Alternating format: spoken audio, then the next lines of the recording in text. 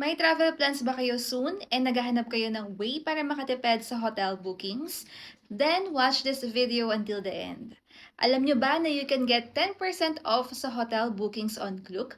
Whether you're planning to travel abroad or local dito sa Philippines, malaking tipid din yan, especially kapag multiple nights ang stay nyo.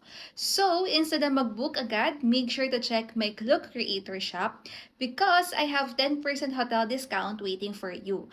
Perfect ito for your next Japan trip, Korea, Thailand, Vietnam, Hong Kong, or kahit staycation and local trips dito sa Pinas. Paano nga ba ma-access ang Klook Creator Shop ko?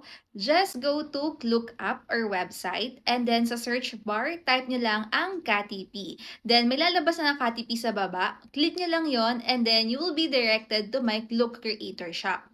Makikita niyo na doon yung mga recommended activities, hotels, attractions per country or city. And then, may mga nakalink na rin na video doon kung saan pwede niyo panoorin yon to guide you bago kayo mag-book.